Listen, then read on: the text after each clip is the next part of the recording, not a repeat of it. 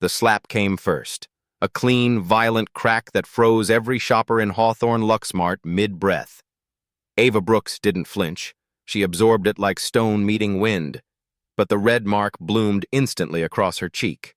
Around her, designer handbags paused mid-swing, credit cards hung in the air, and somewhere a phone camera started recording. The man who'd struck her, Richard Hale, the store manager, stood too close, his breath sharp with self-importance. "People like you," he said, each word deliberate, "don't belong in a store like this." His voice wasn't loud, but it carried through the polished aisles, over the gleaming marble, into the hearts of people suddenly unsure whether to watch or walk away. Ava's navy sweater was simple, her jeans unremarkable, her sneakers worn.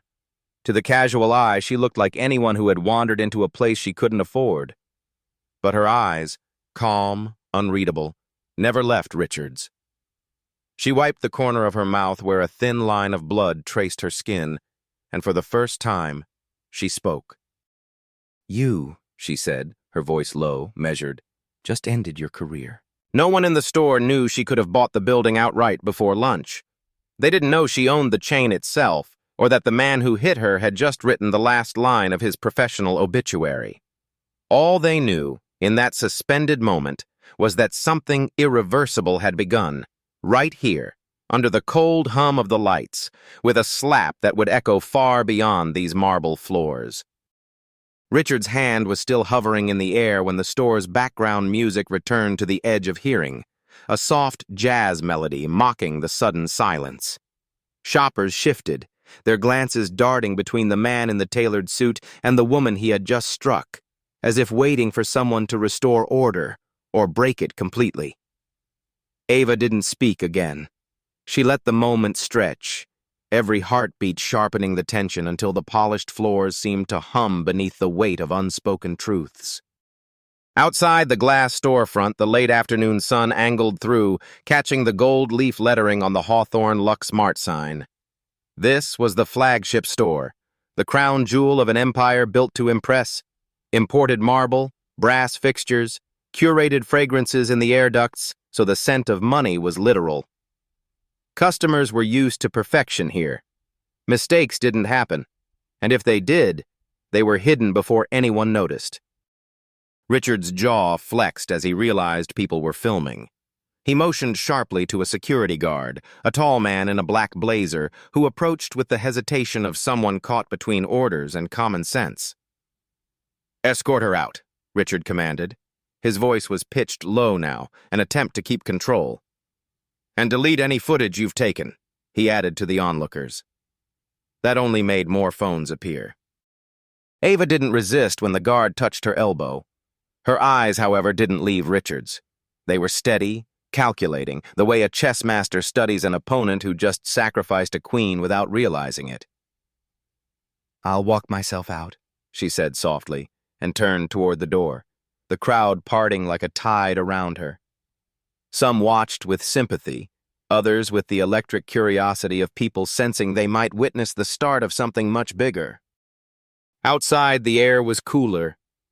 Ava paused under the awning, letting the guard retreat inside. She didn't check her phone immediately. She didn't need to. She already knew the videos would be spreading, hashtags forming, captions spinning, strangers taking sides. Public perception moved faster than corporate PR, and she had learned long ago that truth wasn't the first thing to travel. But it could be the last thing standing. As she walked to her car, a black sedan tucked in the far corner of the parking lot, her thoughts weren't on the sting of her cheek. They were on the reports she'd been receiving for months, whispered complaints about racial profiling, subtle refusals of service, managers who thought discretion meant discrimination. She'd sent auditors before, but reports could be massaged, numbers manipulated, so she'd come herself, dressed down, alone, to see the truth without filters. She'd found it in less than 10 minutes. In the driver's seat, she finally pulled out her phone. 3 missed calls from her head of operations, 2 text messages from her assistant in all caps. "Are you okay?" And, "Call me right now." Ava didn't answer yet. Instead, she opened her camera app and recorded a short, deliberate clip. "I was assaulted today in one of my own stores," she began, her voice calm, almost quiet. "And I'm going to make sure the man who did it never does it again. To anyone." She didn't post it yet. Timing was everything. Back inside the store, Richard was pacing near the manager's office, speaking into his own phone. "She was aggressive," he insisted to whoever was on the other end. "You know the type, causing a scene for attention." His tone was the confident arrogance of someone who believed the institution would shield him.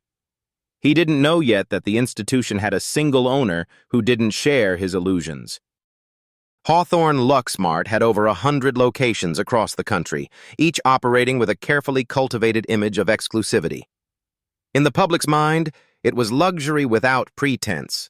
In reality, the corporate culture was a mix of high performance and high pressure, where store managers were kings of their own little kingdoms, so long as the numbers stayed golden. Richard's store had always delivered those numbers, which made him untouchable in his own mind. Ava had seen that kind of confidence before, in boardrooms, in negotiations, in rivals who underestimated her because they didn't recognize her face. They were always the easiest to dismantle, because they mistook familiarity with safety. They thought the rules were bent for them. They never considered that someone might rewrite the rules entirely. She started the engine, the hum of the sedan blending with her thoughts.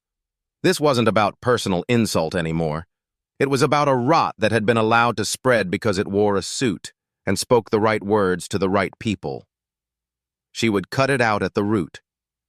But first, she needed every piece of proof, every witness, every record of how Richard Hale operated when he thought no one was watching. The beauty of owning the entire chain was that all those systems, the cameras, the transaction logs, the employee complaints, were hers to access. And Richard had just handed her the motive to use them all. She drove not to her office, but to a quiet corner cafe 3 blocks away, one of the few places in the city where she could work unnoticed. The bell over the door chimed softly, and the scent of freshly ground coffee settled her mind into focus. She chose a seat by the window, not for the view, but for the natural light. Cameras caught more truth than memory ever could, and she intended to review every second of the store's footage while the details were still fresh in her mind. Pulling out her laptop, she connected to the secured corporate network. The store's camera feeds, time-stamped and cataloged, were at her fingertips within minutes. She watched the incident again, frame by frame. Richard's approach, the shift in his stance, the exact second his hand lifted. She captured stills, clipped segments, and backed them up in 3 different encrypted locations. Evidence wasn't just for the legal fight. It was for the narrative. And in the age of social media, the narrative could be as powerful as the verdict. Her phone buzzed again.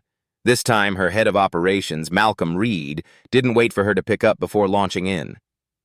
"Ava, the footage is everywhere. It's already hit 3 local news channels and a consumer rights blog with 500,000 followers. I need to know if you want me to start damage control or—" She cut him off gently but firmly. "No damage control. Not yet. Let it breathe." There was silence on the line, then a slow exhale from Malcolm. He understood what that meant. Across the city, in the upper floors of Hawthorne Luxe Mart's regional headquarters, a very different conversation was unfolding.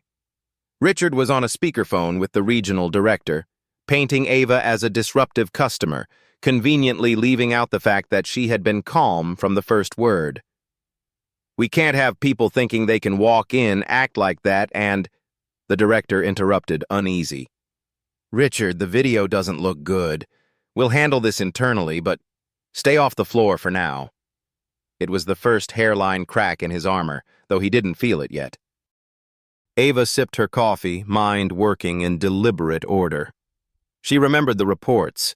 Employees quitting without explanation, customer complaints buried in inboxes, revenue spikes followed by unexplained drops. It wasn't just Richard.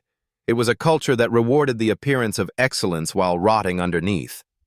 And she had let it go on too long. This was her reminder that a chain is only as strong as its weakest link. She began making calls, not to PR, not to lawyers, but to people who had worked under Richard and left. Former employees, cashiers, floor staff, even a young stock clerk who had once sent her a timid LinkedIn message about certain practices he didn't want to detail over text. One by one, they answered, surprised to hear her voice directly, but willing to talk. What she heard was a pattern. Racial profiling wasn't just an accident. It was policy disguised as customer quality control. Staff were told to watch certain shoppers more closely and protect the brand image. It was discrimination in a training manual. By the time the cafe's evening crowd began to fill the room, Ava had a folder thick with testimonies, screenshots of messages, and a map of every quiet injustice Richard had signed off on. Each piece was another thread, and she intended to pull until the whole thing unraveled.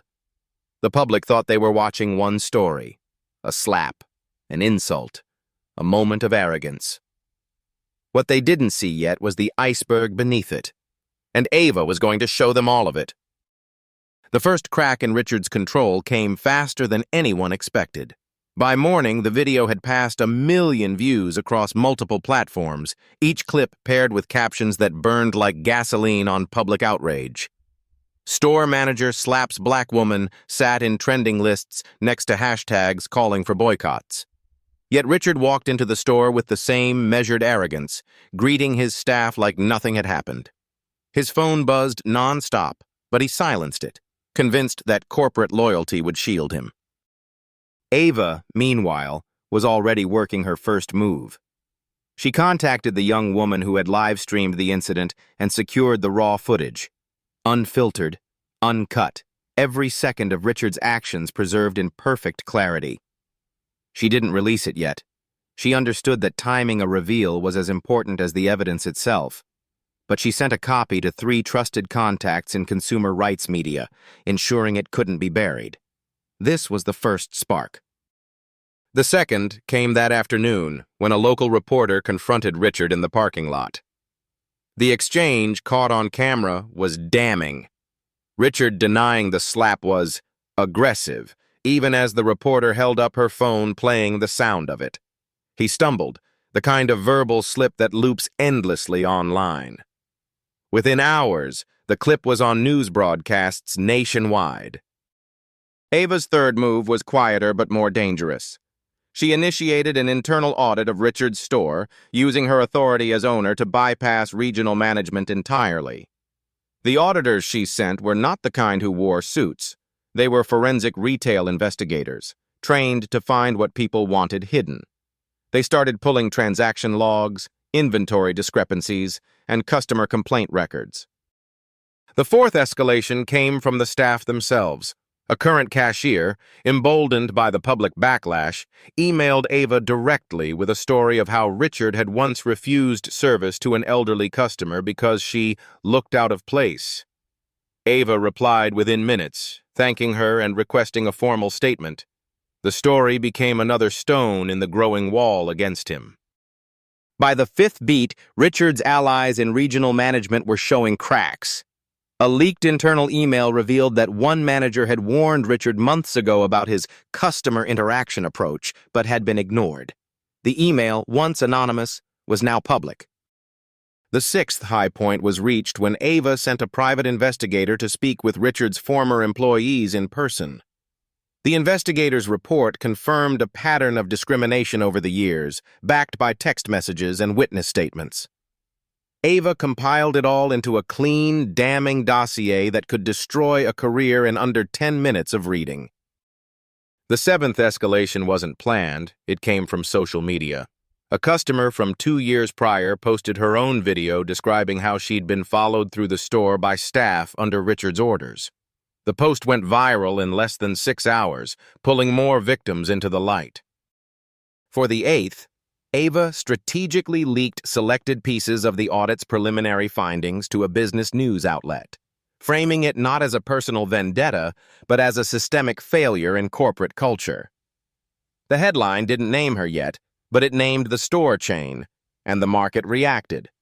Stock values dipped just enough for shareholders to start asking questions. The ninth strike landed when a coalition of community leaders publicly called for Richard's firing, holding a press conference outside the store.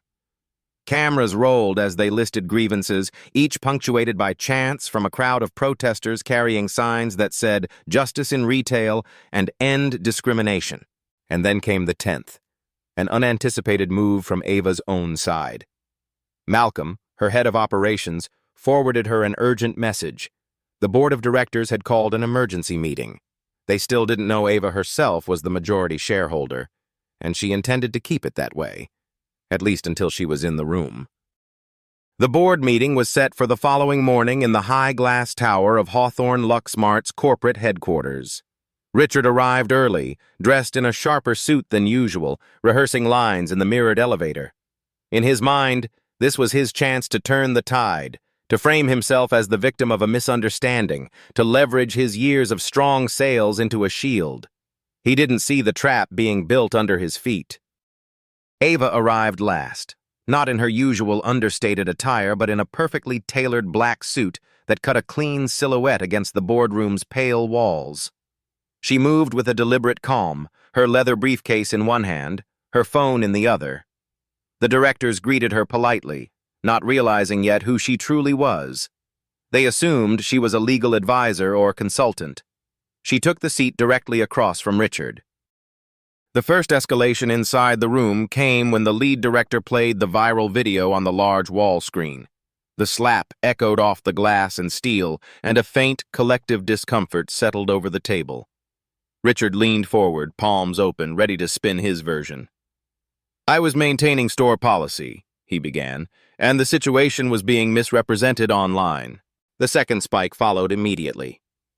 Ava set her briefcase on the table and opened it without a word, sliding out a thick binder. She pushed it toward the lead director. "Before you decide whether this is a misunderstanding," she said evenly, "I suggest you review the documented pattern of similar incidents over the last 7 years. Pages flipped, murmurs rose. The binder contained transcripts, signed statements, and still images from security footage. Richard's jaw tightened. The third blow came from the financial side. Ava handed a slim envelope to the board's finance officer, an audit summary showing inventory loss, falsified reports, and unexplained cash register adjustments, all tied to Richard's approval codes. Numbers spoke louder than outrage in this room, and suddenly, every director was paying attention. Fourth, she played short clips, each one less than 10 seconds, from former employees describing racial profiling policies. The voices were calm, measured, but the content landed like a hammer. "We were told to watch customers who didn't fit the brand image. He said to always be ready to ask them to leave." The tension in the room became visible. The fifth escalation was strategic. Ava revealed a list of high-value clients who had quietly stopped shopping at Richard's store, citing poor treatment. The combined lost revenue was enough to silence the few remaining allies Richard had in the room. Sixth, she disclosed a letter from a civil rights attorney stating that multiple customers were prepared to sue the chain if immediate corrective action wasn't taken. Legal risk was the language every corporate board understood without translation. The seventh came not from her, but from Malcolm, who appeared on the conference screen unannounced. He presented the board with a timeline of Ava's undercover visit, proving her presence in the store was deliberate and pre-approved under corporate policy. This removed any chance of painting her as an unruly customer. Eighth, Ava finally slid her personal business card across the table, the one with her full title, Ava Brooks, majority shareholder and CEO. Gasps broke the air.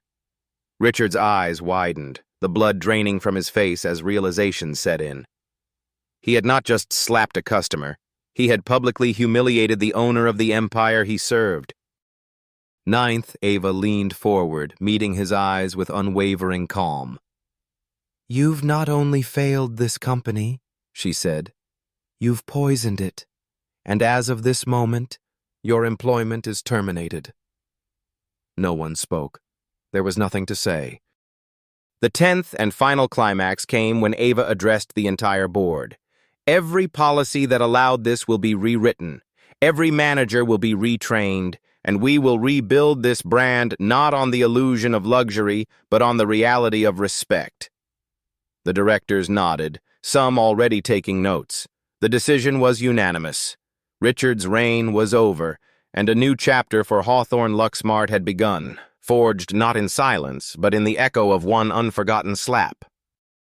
The boardroom was still thick with the shock of revelation when Ava reached into her briefcase again. From it, she drew a small black folder, slim compared to the damning binder of evidence, but infinitely more dangerous. She set it on the table with the precision of someone placing a chess piece for checkmate. "This," she said, "isn't about Richard Hale alone. This is about what we've allowed ourselves to become." Her voice was measured, calm, the kind of voice that made people lean in without realizing they were doing it. Inside the folder were 3 items: a signed directive from a former regional manager instructing staff to profile certain customers for the sake of brand image, a heat map of security camera coverage showing disproportionate monitoring in specific aisles frequented by minority shoppers, and a spreadsheet detailing loss prevention incidents that were, in reality, thinly veiled harassment reports. Ava slid the documents across the table one by one.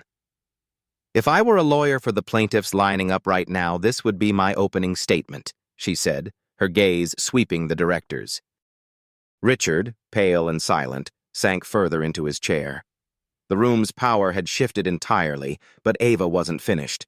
She tapped her phone and a screen behind her came to life, displaying a paused video.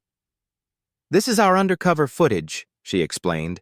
"Over the last 6 months, I've sent field operatives, often people who don't look like our target demographic, into our stores. They were followed, ignored, overcharged, and in some cases, directly told they didn't belong." She pressed play. The room watched in silence as clip after clip played, a young mother being shadowed through the cosmetics aisle, a man in a work uniform being told the premium lounge was for members only, a teenager having her shopping basket taken away. None of them had committed any theft. The silence that followed was heavier than anger. It was realization. Ava broke it with precision. "This is where our brand dies, or where it's reborn. And I'm not asking for permission to make that choice. I'm telling you, it changes now." She outlined her plan in tight, deliberate language. Every manager in the chain would undergo retraining not in customer service, but in human dignity. All complaint records, past and present, would be reopened for review by an independent panel. Stores would implement body-worn cameras for management-level staff, a move designed to protect both customers and employees. And finally, a $10 million corporate fund would be established to support anti-discrimination initiatives in the retail industry, with Hawthorne Luxe Mart as its lead sponsor. One of the older directors, a man who had been silent until now, leaned forward. "You're talking about rewriting the DNA of this company." Ava didn't flinch. "Yes. And the beauty of owning the company is that I don't need to ask whether we can. I'm telling you we will." Her tone left no space for debate. This wasn't a meeting anymore. It was a declaration. She gathered her papers, her movements precise, then turned to Richard one last time. "When you struck me, you thought you were defending the brand. But what you were defending was a lie, and I won't let my company be built on lies." She stood, the meeting still in progress behind her, but she knew it was already over. Outside the glass walls, the city skyline stretched under a pale blue sky. She walked toward it not as a woman wronged, but as a force in motion, already turning the sting of a slap into the first note of a larger reckoning. By the time Ava stepped into the elevator, the wheels were already turning. Malcolm was waiting in the lobby with a tablet in hand, his expression a mix of urgency and quiet satisfaction. "It's all in motion," he said as they moved toward the glass doors. "Press releases drafted, training modules in production, audit teams on standby. We can start implementation within 72 hours. Ava nodded once, her pace unbroken. Make it 48. The longer we wait, the more we look reactive. We lead, Malcolm. Always lead. Outside, the late afternoon air carried a sharper bite, the kind that signaled a change in seasons. It felt fitting. Ava slid into the back seat of the waiting sedan, but instead of heading home, she directed the driver toward one of the company's oldest and most troubled locations. I want to walk the floor myself, she told Malcolm over the phone. No press, no entourage, just me. When she arrived, the store manager, a young woman named Carla, looked startled to see her, though Ava had kept her visit deliberately unannounced. She didn't introduce herself by title, only as Ava. She moved through the aisles, speaking with customers, checking displays, and watching the way staff interacted. Carla's relief was almost visible. Here was a manager who greeted every customer, who didn't glance at clothing or skin color before offering help. Ava made mental notes. These were the people she wanted to raise up, to set as the new standard. Midway through her visit, she stepped into the staff break room. Conversations halted when they saw her, but she smiled and began talking, not as an executive, but as someone who had been on the floor once herself. She told them changes were coming, real changes, and that their voices would shape them. I don't care how long you've been here or what your job title is, she said. If you see something wrong, you say something, and if anyone tries to silence you, they'll answer to me. The room shifted from guarded curiosity to something like hope. That night, she filmed a short, direct video from her office, a space lined not with trophies but with framed photographs from her earliest days in business. In the video, she addressed the public directly. She confirmed the incident in the flagship store, identified herself as the company's owner, and announced the sweeping reforms. She didn't dramatize, didn't posture. She spoke plainly about the responsibility of leadership in shaping a culture where discrimination had no place. The clip went live at midnight. By morning, it was everywhere. News channels, social feeds, business journals. The response was overwhelming. Customers who had once sworn off Hawthorne Luxe Mart said they'd return to see the changes for themselves. Civil rights groups praised the transparency. Employees from across the country sent messages thanking her for giving them permission to stand up against toxic management. And woven through it all were the inevitable voices calling her actions a stunt. Ava didn't engage them. She knew better than to argue with those committed to cynicism. Her work wasn't about winning every opinion. It was about winning the reality on the ground. 2 days later, she received a message from a name she didn't expect, the young woman who had live-streamed the slap. I never thought you'd see my video, it read, but I'm glad you did. If you ever need me to testify about what happened, I'm in. Ava replied with 2 words. Thank you. She didn't need the testimony anymore. She had more than enough, but she valued the gesture. It was proof that even in the chaos of public scandal, connections could be forged in truth. As the days unfolded, the story shifted in tone. What had begun as a viral outrage was becoming a case study in corporate accountability. Business media ran headlines about leadership under pressure, social influencers discussed the Ava Brooks turnaround, and consumer trust surveys showed the first signs of recovery. Ava watched it all from a measured distance. The slap would never be erased, but it had become the lever she used to lift the company into something stronger, cleaner, and, most importantly, just. A week later, Ava stood once again in the flagship store where it had all begun. The marble floors gleamed under the morning light, the air carrying the faint scent of fresh flowers instead of cold sterility. Customers moved through the aisles with the easy comfort of people who felt welcome. Some recognized her immediately, offering quiet nods or murmured thanks as they passed. She returned each gesture with the same calm smile. She paused at checkout lane 6, the place where Richard's hand had once struck her.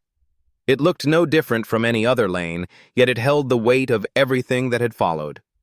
For a moment, she simply stood there, fingers resting lightly on the polished counter, her reflection faint in its surface. She didn't see herself as a victim in that memory. She saw a turning point. Carla, the young manager from the other store, approached. "I heard about the changes," she said, her voice carrying both pride and relief. "It's different here now. People talk to each other, they trust each other. It's like we've been given permission to care." Ava smiled. "You never needed permission to care," she replied. "You just needed someone to remove the people who told you not to." As she walked toward the exit, she overheard a cashier gently helping an elderly customer count her change, no trace of impatience in her tone. It was a small thing, easily missed, but to Ava, it was the truest sign of change, when kindness was no longer the exception, but the expectation. Outside, the winter sun was low but bright, casting long shadows on the pavement. Ava slipped on her sunglasses, the cool air brushing against her skin. She knew there would be other battles ahead, different faces, different forms of the same old prejudice. But this victory mattered, not because it silenced one man, but because it proved something larger. Power could be used to protect, to rebuild, to heal. She didn't think about the slap anymore. She thought about the ripple it had made, stretching far beyond the walls of one store. She thought about every customer who would walk into a Hawthorne Luxe Mart and be greeted with respect, not suspicion. And she thought about the quiet truth she had always believed but now had lived to prove, that real leadership isn't about being untouchable, it's about being accountable. Before getting into her car, she took one last look at the gold-lettered sign above the doors. The name hadn't changed, but the meaning behind it had. And for Ava, that was enough.